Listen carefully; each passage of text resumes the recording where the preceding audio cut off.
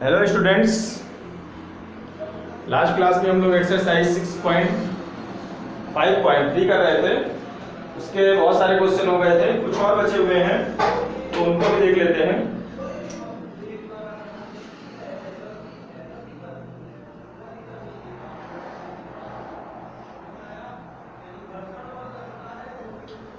पाँच 5.3 उसका 9 नंबर तक हो गया था।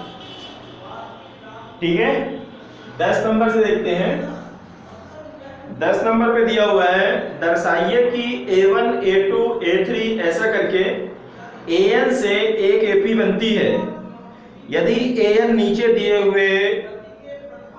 दिए अनुसार परिभाषित है। AN बराबर इतना, साथ ही प्रत्येक स्थिति में प्रथम 15 पदों का योग ज्ञात कीजिए। इसमें यलवा पद AN दिया हुआ है इस तरह से। इसमें दो क्वेश्चन दिए हैं। जो पहला दिया हुआ है श्रेणी का nवां पद AN बराबर 3 + 4n इतना दिया हुआ है। ठीक है, हमको क्या करना है, इसमें A1 A2 A3 मतलब n बराबर 1 रखेंगे तो A1 मतलब पहला पद आ जाएगा, 2 रखेंगे तो दूसरा पद आ जाएगा, 3 रखेंगे तो तीसरा पद, 4 रखेंगे तो चौथा पद, ऐसे आ जाएगा। तो इस तरह से हमको निकालना है। ठीक है ना, बताना है कि एक AP बनती है। अगर हम n बराबर 1 2 3 रखें तो जो आएगा वो एक समांतर श्रेणी होगी और फिर उस समांतर श्रेणी के 15 पदों का योगफल निकालना है। तो रख देते हैं n बराबर 1 रखने पर ये हो जाएगा A1 = 3 + 4 × 3 3 × 4 × 3। तो ये देखो क्या, 3 और +4 = 12 और 12 और 3 कितना होता है 15। n की जगह पर 1 रख दिए, n की जगह पर 1 रखना था भाई। n बराबर 1 रखने पर A1 3 + 4 × n की जगह पर 1 रख दिया तो ये हो जाएगा 3 × 4 = 4 बराबर 7। n बराबर 2 रख दो तो n की जगह पर 2, A2 बराबर 3 + 4 × 2, ये हो गया 3 + 4 में 2 का गुणा करेंगे तो 8 और 8 3 11। फिर n बराबर 3 रख लेते हैं।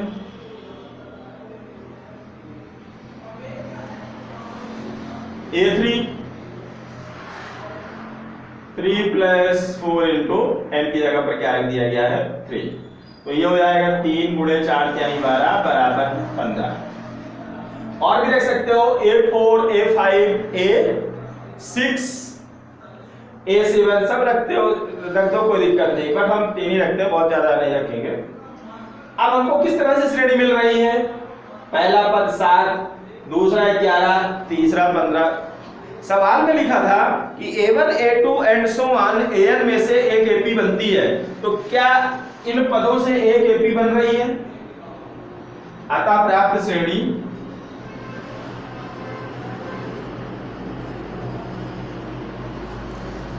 सात 11 15 and so on है। ठीक है, जो कि AP है। ऐसे लिखते हैं अपने से कि जो कि AP है, कि इसमें कुछ बताना पड़ेगा। AP कैसे प्रूफ करते हैं, हमने पहले प्रूफ कर रखा है। अगर दो पदों के बीच में कॉमन डिफरेंस इक्वल है तो फिर क्या होगा, वो समांतर श्रेणी होगी। तो यहाँ पे देखो 11 में 7 घटाएंगे तो भी 4 आएगा और 15 में 11 घटाएंगे तो भी 4 आएगा। ठीक है, प्राप्त श्रेणी ये है जो कि समांतर श्रेणी है, क्योंकि लिखे दे रहे हैं, ये पूरा निकाला नहीं गया है, लिखे बस दे रहे हैं, क्योंकि दो पदों के बीच में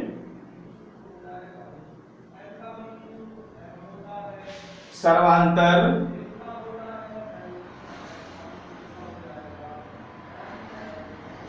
सर्वांतर बराबर इसको ब्रैकेट में लिख सकते हो 4। सर्वांतर बराबर है, किसके बराबर है? 4 के बराबर। 7 4 11, 11 4 15, है ना। तो ये जो इस तरह से हमने n बराबर 1 2 3 रखा तो हमको एक सीरीज मिल गई, एक एपी मिल गई है, ठीक है ना। अब इसमें और आगे दिया हुआ था इस एपी के प्रथम 15 पदों का योग निकालो। तो पदों का योग निकालने के लिए यहां प्रथम पद a बराबर, पहला पद a बराबर क्या दिया हुआ है? 7, और सर्वांतर d बराबर, सर्वांतर हमने अलग दो पदों के बीच में सर्वांतर 4 है, तो चाहे दूसरा पद माइनस पहला पद कर लो। दूसरा पद क्या है श्रेणी का? 11 माइनस 7 बराबर 4। प्रथम पद 7 और सर्वांतर इसका कितना है? 4 आ रहा है, ठीक है ना। सर्वांतर कितना आ रहा है? 4 आ रहा है। अतः n पदों का योगफल क्या फार्मूला होता है? Sn equal to n/2 2a plus n-1 into d, ठीक है। अब हमको कितने पदों का निकालना है? n की जगह पे 15 रखेंगे, 15 पदों का निकालना है। तो S15 बराबर 15/2, 2 गुणे a की जगह पे 7 प्लस n की जगह पर क्या रख रहे हैं? 15, 15 माइनस 1 इंटू d की जगह पे 4। इसको सॉल्व कर लेंगे। 15/2, 7 दूनी 14, 15 में 1 घटाएंगे 14 गुणे 4, ये हो गया 15/2, 14 प्लस 14 में 4 जोड़ेंगे, 14 चौको 14 में 4 का गुणा करेंगे, 14 चौको 56 हो गया, ठीक है। 15/2 और 14 में फिर 56 का हम जब जोड़ेंगे, 14 प्लस 56 लिखा हुआ है ना, तो जोड़ेंगे कितना आएगा? 14 में 56 70 आएगा। अब इसका भाग कर देते हैं, 2 तिहाई 6, 2 पंचे 10। तो अब क्या मिल गया? इसको यहां से लेट कर दीजिए, ठीक है। ये हो जाएगा 15 गुणे 35, ठीक है। 15 गुणे 35। अब इसका गुणा कर लेते हैं। 15 बना 75, 15 तिया 45, 45 और 7 52। ये आ गया हमारा 525। तो श्रेणी के प्रथम 15 पदों का योग कितना आ गया? 525, ठीक है। इस तरह से इसको लगाना था। इसी तरह का इसमें ये नंबर 1 था 10वें का, 2 नंबर भी दिया हुआ है, उसको आप लोग अपने से लगाना।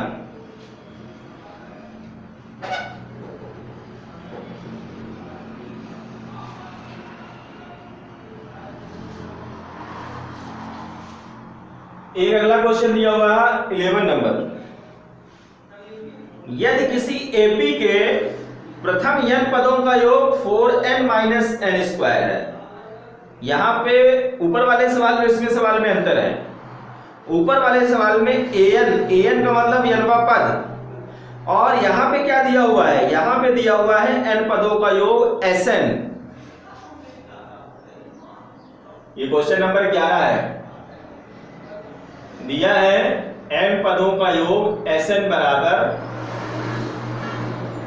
4n माइनस n स्क्वायर, ठीक है। तो इसका प्रथम पद ज्ञात करो। ये जिस श्रेणी के n पदों का योग दिया है उस श्रेणी का पहला पद ज्ञात करो। प्रथम 2 पदों का योग क्या होगा ये बताओ। दूसरा पद क्या होगा श्रेणी का ये बताओ। इसी प्रकार तीसरा पद, 10वां पद और 11वां पद, बहुत सारे क्वेश्चन पूछा है। सबसे पहले इसका प्रथम पद S1 n बराबर 1 रखने पर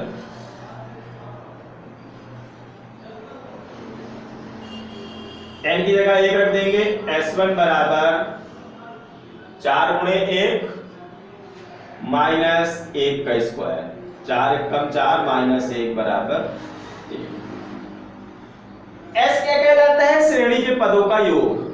एस क्या कहलाता है? श्रेणी के पदों का योग। और S1 क्या कहलाता है? एक पद का योग। श्रेणी में बहुत सारे पद हैं, एक पद का योग मतलब पहला पद, एक पद का योग तो पहला पद हो गया, तो श्रेणी का पहला पद क्या हो गया? 3 हो गया। अब इसमें दूसरा पद भी निकालना है, दो पदों का योग भी निकालना है। n बराबर 2 भी रखने पर n की जगह 2 रख देते हैं तो क्या हो जाएगा? S2 4 गुणे 2 माइनस 2 का स्क्वायर, n की जगह पे 2 रख दिए, 4 गुनी 8 और माइनस 4, और 8 में 4 घटाएंगे तो कितना आएगा भाई? 4, 4 गुनी 8 माइनस 4। n बराबर 2 रखने पर S2 का मतलब क्या होता है? S2 का मतलब दो पदों का योग। इस तरह से अगर मान लो ऐसा दिया हुआ है, ठीक है ना, तो S1 का मतलब पहला पद, S1 का मतलब एक पद का योग, तो एक पद इतना ही बचना है, इतना ही रहेगा। बट S2 का मतलब इन दोनों का योग, 3 + 5 = 8। ये S2 जो आया है, ये इस श्रेणी का दूसरा पद नहीं आया है, दो पदों का क्या आया है? योग आया है। हमको निकालना क्या है? हमको दूसरा पद भी निकालना है और दो पदों का योग। तो दो पदों का योग तो ठीक लग रहा है, बट दूसरा पद ये नहीं है, तो फिर दूसरा पद निकालेंगे किस तरह से? अतः दूसरा पद बराबर दो पदों के योग में, दो पदों का योग है ये, इसमें एक पद के योग को घटा देंगे, एक पद के योग को घटा देंगे, तो S2 माइनस S1, दोनों पदों के योग में एक पद के योग को घटा देंगे या पहला पद घटा देंगे, तो 4 माइनस 3, 4 माइनस 3 बराबर 1। तो इस श्रेणी का दूसरा पद क्या हो गया? 1 हो गया। पहला पद क्या हो गया? 3 हो गया। पहले दो पदों का योग क्या हो गया? 4 हो गया। कुछ आ रहा है, ठीक है। अब तीसरा पद निकालना है। अभी और कौन सा पद निकालना है? तीसरा पद, फिर 10वां पद, फिर 11वां पद। तो n बराबर 3 रख दो।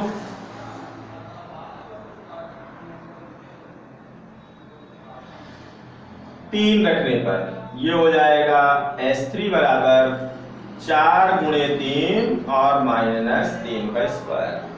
ये हो गया 4 × 12 और माइनस 9, और 12 में 9 घटाएंगे तो 3। n की जगह पर 3 रख दिया, 4 × 12 माइनस 3 × 9, तो 12 में 9 घटाएंगे तो 3 हो गया। कोई दिक्कत? ये क्या आया? 3। ये आया 3 पदों का योग, पहले 3 पदों का योग, पहला पद, दूसरा पद प्लस तीसरा पद, तीनों पदों का योग इतना आ रहा। और हमको 3 पदों का योग नहीं निकालना है, हमको श्रेणी का तीसरा पद निकालना है। तो अतः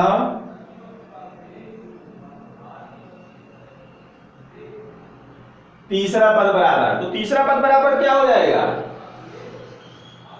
S3, 3 पदों का योग, इसमें हम घटा देंगे दो पदों के योग को, तो पता चल जाएगा कि श्रेणी का तीसरा पद क्या रहा होगा।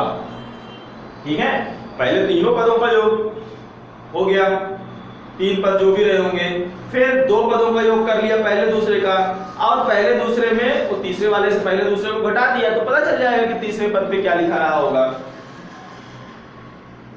ठीक है, तो S3 क्या हो गया भाई? S3 है 3 और माइनस S2 आया था 4, तो 3 - 4 बराबर -1। तो तीसरा पद भी मिल गया। अब कह रहा है 10वां पद, तो n बराबर 10 रख दो। n बराबर 10 रखने पर जब n बराबर 10 रखेंगे तो क्या हो जाएगा? S10 बराबर 4 गुणे 10 माइनस 10 का स्क्वायर, और 4 गुणे 10 क्या होगा? 40 माइनस 10 का स्क्वायर 100, और 40 में 100 घटाएंगे तो -60। 40 माइनस 100 बराबर -60। तो n बराबर 10 रखने पर 10 पदों का योग आया, ना कि 10वां पद। तो 10वां पद कैसे आएगा? 10 पदों का योग करेंगे और फिर 9 पदों को योग करेंगे। अब ये 10 पदों के योग में 9 पदों के योग को घटा देंगे तो बच जाएगा 10वां पद। तो n बराबर अभी और क्या रखना पड़ेगा, 9 रखने पर।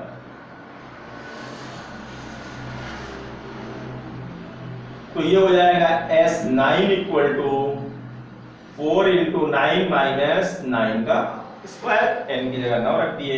ये हो गया 4 में 9 का गुणा करेंगे 36 माइनस 9 नमा 81।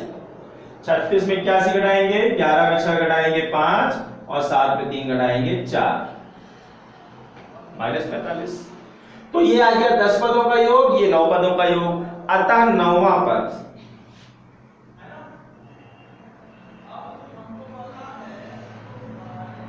तो 9वां पद निकालने के लिए क्या करेंगे, 9 पदों के योग में, सॉरी 10 पदों के योग में 9 पदों तक के योग को घटा देंगे इस तरह से। तो 10 पदों का योग कितना आया है, -60 आया है। माइनस 9 पदों का योग कितना आया है, -45 आया है। तो ये हो जाएगा -60 और माइनस माइनस प्लस 45।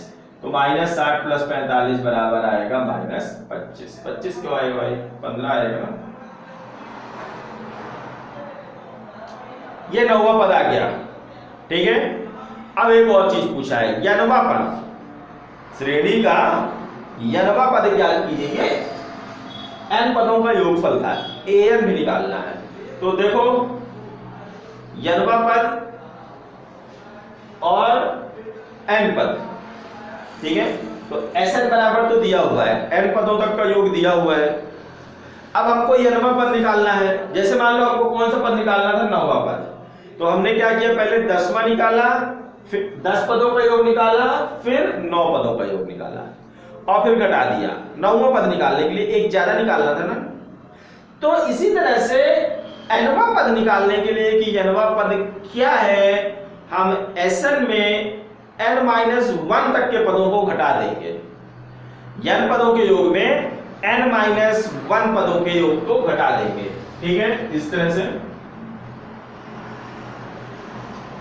n की जगह पे n-1 रखने पर तो ये हो जाएगा हमारा S n-1 बराबर 4 इंटू n-1 माइनस n-1 का स्क्वायर, ठीक है। n-1 पदों के योग को निकाल लेते हैं पहले। इसको निकाल लेते हैं, n-1 पदों के योग को पहले निकाल लेते हैं, ठीक है। ये क्या आएगा भाई, ये देखो n-1 यहां भी, n-1 यहां भी। हम चाहें तो कॉमन करके बाहर निकाल लिया। ये देखो यहां बचा 4 और यहां बचा -n और माइनस प्लस 1 हो जाएगा। तो इसको खोलेंगे, क्या बचेगा, चलो लिखे देते हैं एक लाइन में पहले। यहां बचा 4 और -n-1, क्योंकि इसमें स्क्वायर था, एक बाहर आ गया। तो ये क्या हो जाएगा, n-1 और 4, इसको खोलेंगे तो -n और माइनस प्लस 1। तो ये हो जाएगा n-1, 4 और 1 5 -n। तो ये हो जाएगा, इसको गुणा कर देते हैं हम अंदर। n का 5 में करेंगे 5n, फिर n का -n में करेंगे -n स्क्वायर, फिर -1 का 5 करेंगे -5 और माइनस प्लस n। तो ये हो जाएगा हमारा 5n में 1n जोड़ेंगे 6n -n स्क्वायर प्लस 5। ये आ गया n-1 पदों का योग। और जबकि n पदों का योग दिया हुआ है, n पदों का योग दिया हुआ है। थोड़ा सा मिटा देते हैं।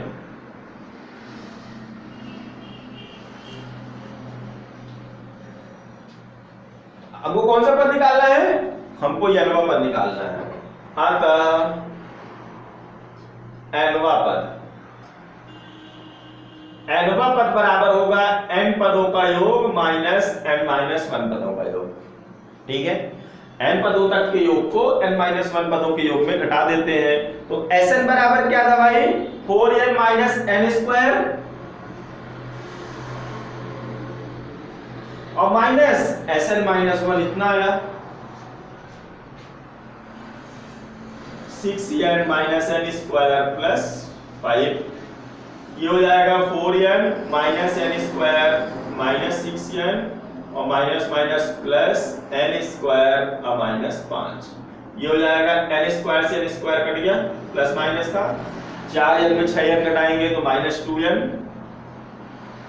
और माइनस 5। ये आ गया हमारा भाई आंसर। तो आप फिर अलग अलग भी सबको लिख सकते हो। अतः श्रेणी का प्रथम पद पूछा था ना, तो यहाँ से हमने मिटा दिया था ना, 3 आया था। श्रेणी का दूसरा पद पूछा था जो कि क्या आया, 1 आया। फिर क्या पूछा, श्रेणी का तीसरा पद, वो कितना आया था, -1।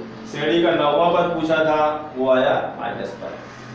और श्रेणी का 9वां पद पूछा था, वो इस तरह से इतना आ गया। ठीक है ना, तो इसको इस तरह से हम लगा सकते हैं। आसान है, बहुत ज्यादा कठिन नहीं है। चलिए नेक्स्ट करते हैं 12 नंबर।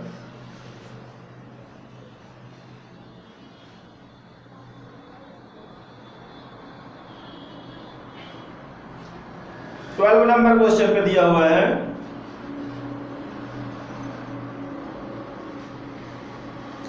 ऐसे प्रथम 40 धन पूर्णांकों का योग ज्ञात कीजिए जो 6 से विभाज्य है। 40 धन पूर्णांकों का योग निकालना है जो 6 से विभाज्य है। तो सबसे पहले 6 से विभाजित होने वाली हम संख्याएं देखेंगे कौन कौन सी हैं, किन किन संख्याओं में 6 से पूरा पूरा भाग चला जाता है। तो ऐसी कितनी संख्याएं चाहिए, 40 चाहिए। तो जब वो 40 संख्याएं आ जाए तो उनका योग निकालना है। ठीक है, तो 6 से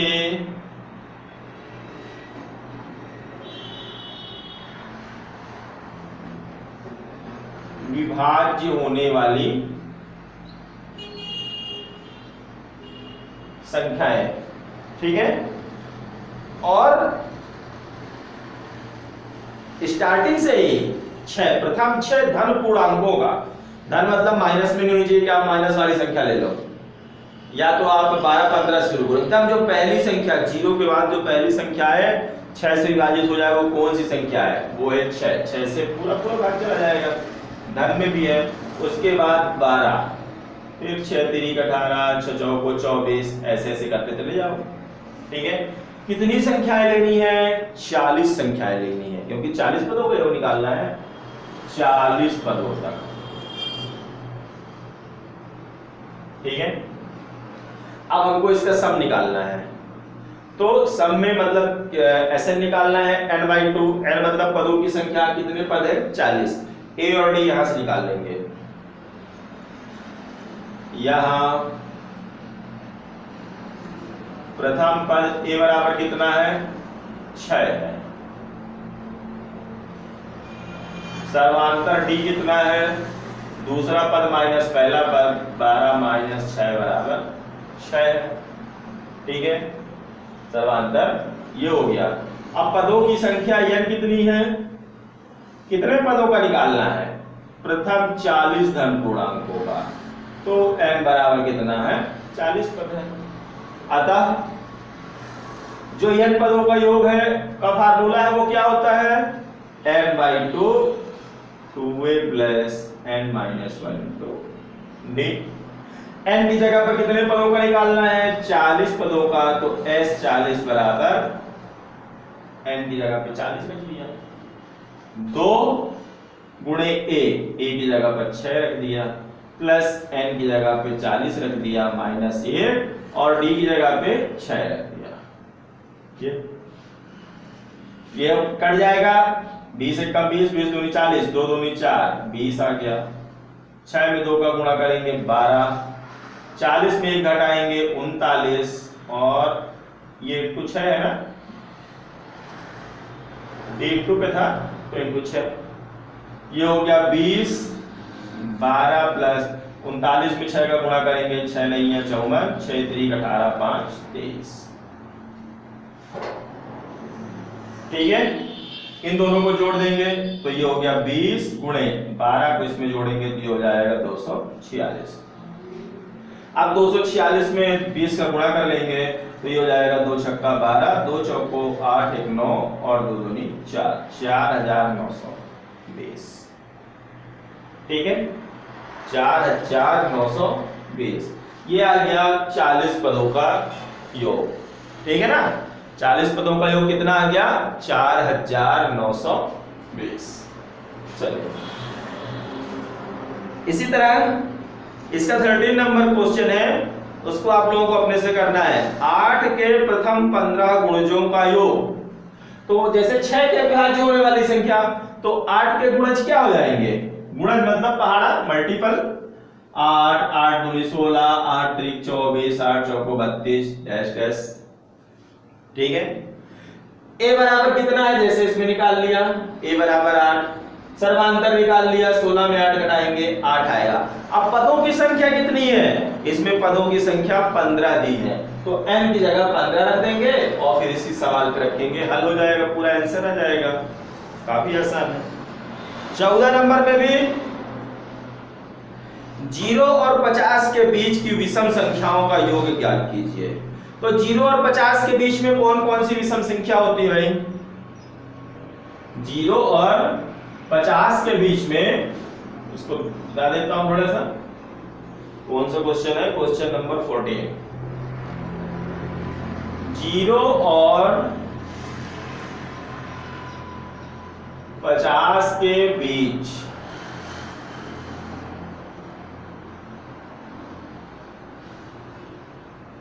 विषम संख्या है। 0 तो विषम संख्या है नहीं। पहली संख्या क्या होगी विषम? 1, फिर 3, फिर 5, फिर 7 डैश डैश। और 50 तो विषम संख्या है नहीं, तो उसके बीच में कौन संख्या आएगी? पहले 49। तो इस तरह से 0 से 50 के बीच में इतनी सारी संख्याएं हो सकती हैं। अब आपको कैलकुलेट नहीं करना है कि 0 से 50 के बीच में 25 तो विषम, 25 तो सम, ऐसा नहीं। ठीक है ना। तो योग निकालना है, तो सबसे पहले हमको इसमें पदों की संख्या पता होनी चाहिए। वैसे तो आप लोग ऐसे जोड़ लोगे 1 3 5 7 9, है ना। कुल मिला के 25 तो विषम और 25 तो सम। तो ऐसे कोशिश करना नहीं बताने की, हम इससे पदों की संख्या निकाल सकते हैं। यहां जो प्रथम पद है a बराबर 1, सर्वांतर d बराबर दूसरा पद माइनस पहला पद, तो 3 माइनस 1 बराबर 2। और पदों की संख्या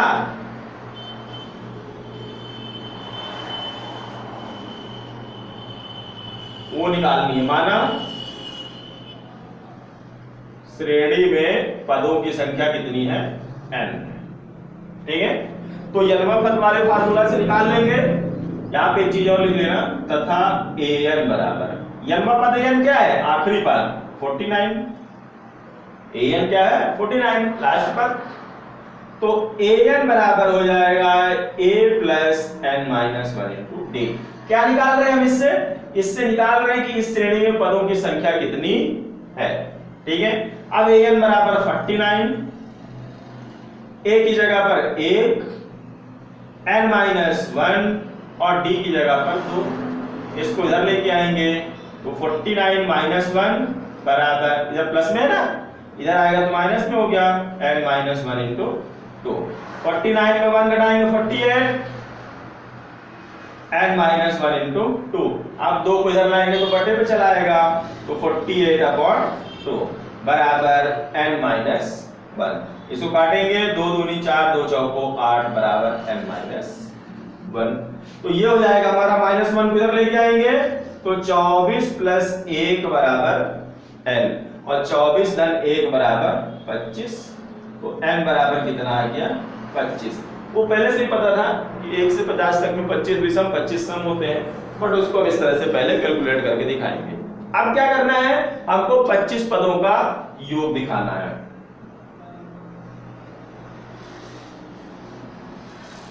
अतः पदों का योगफल, n पदों का पहले बता देते हैं। Sn बराबर फार्मूला लिख लेते हैं, n/2 2a plus n minus 1 into d।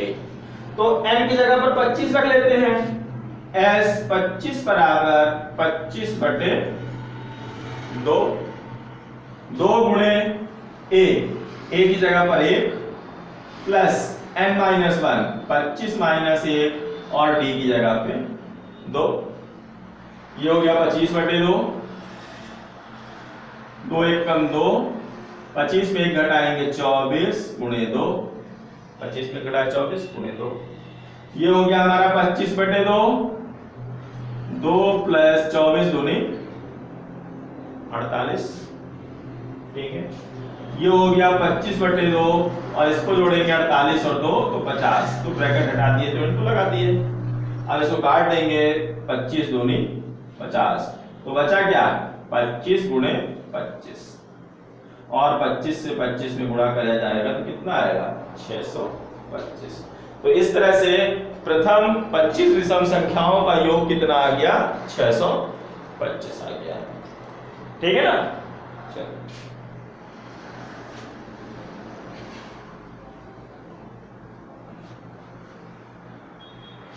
अगला दिया हुआ है 15 नंबर,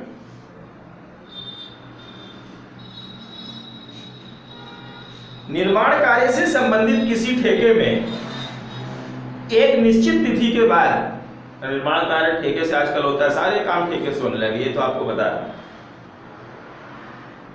और उसमें क्या लिखा हुआ है कि यदि उसमें डेट फिक्स रहती, भाई आपको 1 महीने के अंदर इतनी रोड तैयार कर देनी है, ठीक है।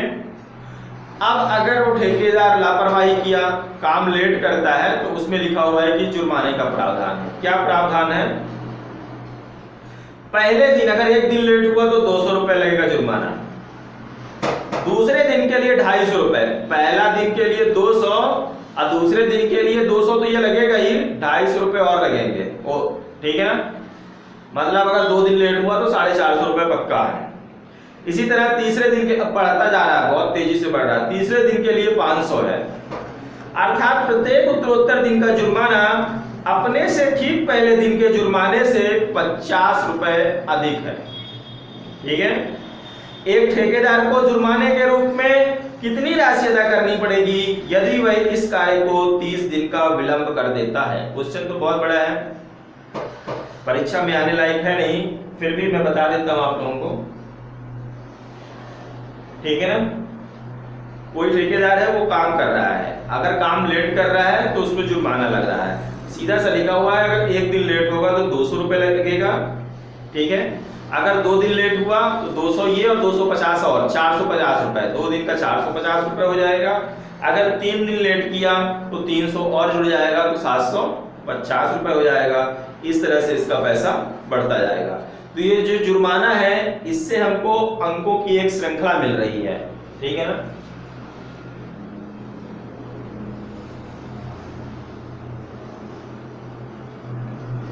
जुर्माने की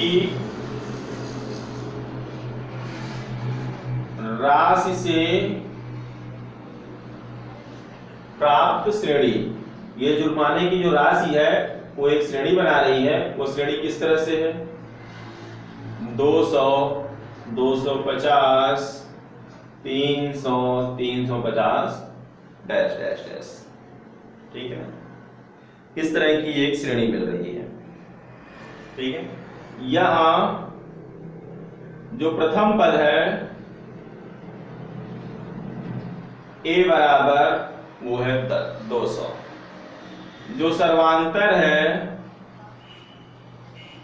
D बराबर 250 माइनस 200 बराबर 50, ठीक है। तो प्रथम पद और सर्वांतर आ गया है। अब हमको निकालना क्या है? हमको इसमें बताना है कि ये जो ठेकेदार है इसने 30 दिन विलंब कर दिया तो उसको कितना पैसा जुर्माना लगेगा। तो हम इस तरह के 30 पदों को लिखें, ठीक है ना, 350 बाद 400, 450, और फिर उनको जोड़ें। आज जोड़ने पर कितना रुपया आएगा उतना ही ठेकेदार को पैसा अदा करना पड़ेगा, ठीक है। तो अब ऐसा ना करके कितने दिन हैं? 30 दिन है, तो 30 दिनों के लिए ये कितने पद लेने पड़ेंगे? 30 पदों तक। तो यहां पे इस तरह के पदों की संख्या कितनी हो गई? 30। अतः n पदों का योग, हमको योग करके रुपया बताना है ना कि कुल मिलाकर कितना देना पड़ेगा। तो n/2 2a plus n-1 into d। 30 दिन विलंब करता है तो n की जगह पे 30 रख देंगे कि 30 दिन का योग कितना हो जाएगा। S30 का मतलब 30 दिन विलंब किया तो कितना जुर्माना देना पड़ेगा। n की जगह 30 रखा, 30/2 2 गुणे a की जगह पर 200 रख दिया, प्लस n की जगह पर 30 रख दिया, -1 इंटू d कहां चला गया भाई, d 50 है, इधर ही है। ये इसको काटना चाहो तो काट लो, 15 दूनी 30, 200 में 2 का गुणा करेंगे तो 200 दूनी 400 हो जाएगा, प्लस 30 में 1 घटाएंगे 29 और गुणे 50, तो यह आ गया 15, 400 प्लस, अब 29 में 50 से गुणा करेंगे, 5 × 45, 5 दूनी 10 और 4 14, 1450। ठीक है, ये हो गया 15।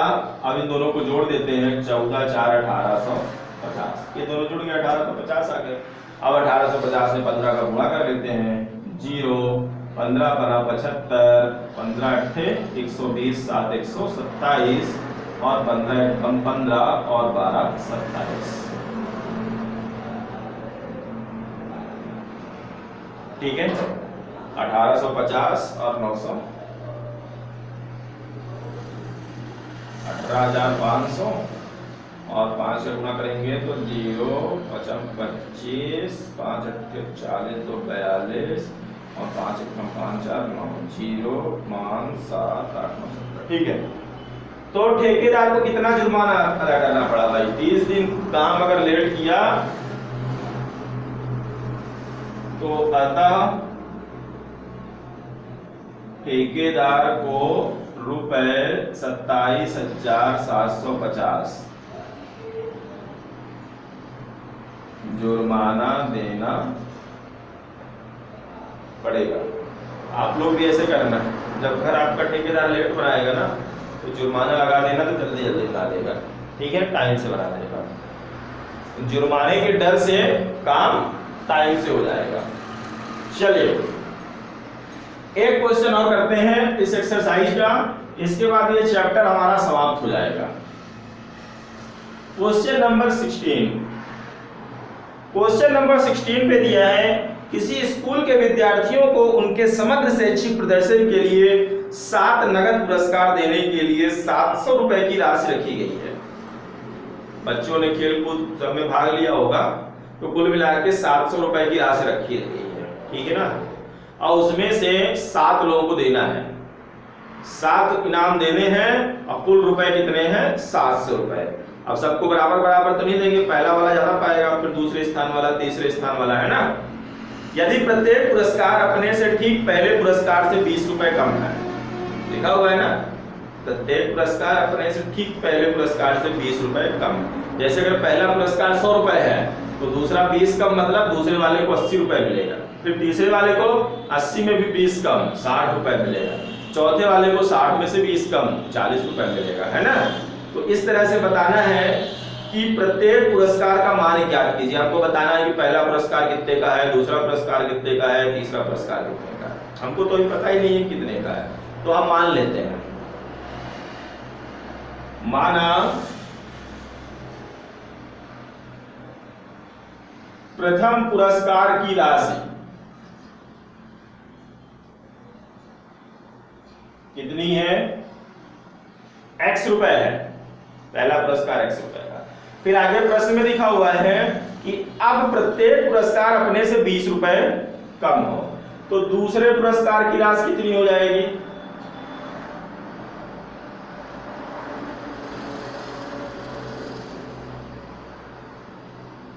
रुपए x माइनस 20 कम। इसी तरह से तीसरे पुरस्कार की राशि रुपए x माइनस, ऐसा करते हैं, देखो दूसरा पुरस्कार क्या है x माइनस 20, इसमें भी 20 रुपए कम कर दिए, मतलब कितना हो गया x माइनस 40, 20 और 20 माइनस 20 40 हो गया, ठीक है ना। इसी तरह फोर्थ पुरस्कार की राशि हो गई रुपए, तृतीय क्या था x माइनस 40, इसमें भी 20 कम कर दिए तो कितना हो जाएगा x माइनस 60। इसी प्रकार जो पांचवा पुरस्कार हो जाएगा वो कितना हो जाएगा, इसमें भी 20 कम कर दो, x माइनस 60 माइनस 20 बराबर रुपए x माइनस 60 20 80। इसी प्रकार जो छठवां पुरस्कार होगा वही चीज लिखनी है, ठीक है ना। रुपए x माइनस 80 दिया हुआ है और इसमें 20 और घटा देते हैं तो 80 20 दोनों माइनस में जुड़ जाएंगे तो रुपए x माइनस 100। और आखिरी पुरस्कार 7 पुरस्कार है ना, 7वां पुरस्कार हो जाएगा रुपए x माइनस 100 माइनस 20 बराबर x माइनस 120 रुपए, ठीक है। पहला, दूसरा, तीसरा, चौथा, पांचवा, छठवां, सातवां। आज सातों पुरस्कार के लिए कुल राशि कितनी है, प्रश्नानुसार सातों पुरस्कार के लिए कुल राशि है 700 रुपए। तो मतलब पहला पुरस्कार प्लस दूसरा पुरस्कार प्लस तीसरा पुरस्कार प्लस चौथा पुरस्कार प्लस पांचवा पुरस्कार प्लस छठवां पुरस्कार और प्लस सातवां पुरस्कार बराबर कितना होगा 700। सातों पुरस्कार की राशि कुल मिला के कितनी है 700 रुपए है। तो देखो 1 2 3 4 5 6 7 तो 100 हो गए, ये सब माइनस में जुड़ जाएंगे, 4 2 6 6 12 8 20 10 30 4 420 हो जाएगा, ठीक है ना। 220 300 360 400 420 ये इतना हो गया बराबर 700। इसको घर लेके आते हैं तो 7x बराबर 700 प्लस 400, जब माइनस में उधर जाएगा तो प्लस में हो जाएगा, ठीक है ना। ये हो जाएगा 7x बराबर 7 4 1120। तो x बराबर क्या आ जाएगा 1120 बटे 7। तो x बराबर क्या हो जाएगा, काट देंगे, 7 1 कम 7 बचा 4 7 6 42 और 0। x की वैल्यू आ गई कितनी 160। x है क्या, x हमारा प्रथम पुरस्कार है, ठीक है ना। तो यहां पे लिख लेंगे, अतः जो प्रथम पुरस्कार है, प्रथम पुरस्कार वो कितना हो जाएगा 160। द्वितीय पुरस्कार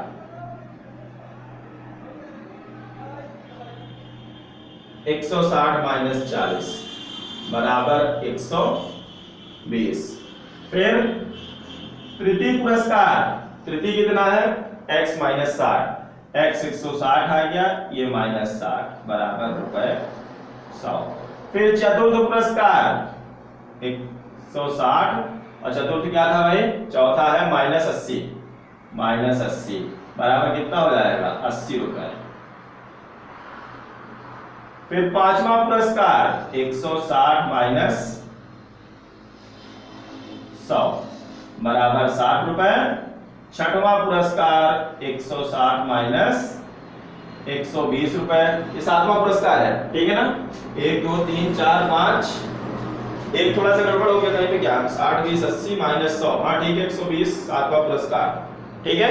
पहला पुरस्कार 160, ठीक है। दूसरा पुरस्कार, तीसरा पुरस्कार 100 रुपए। फिर चौथा पुरस्कार 80 रुपए। पांचवा पुरस्कार, पहला x हो गया, दूसरा x माइनस 20 करना था, यहाँ पे 20 करेंगे 140 आएगा। तीसरा, ठीक है, यहां से आप लोग खुद निकालो, ठीक है। यहाँ पे x की वैल्यू रख दोगे तो मान निकल आएंगे, ठीक है ना। इस तरह से आप लोगों की ये एक्सरसाइज कंप्लीट हो गई। Thank you.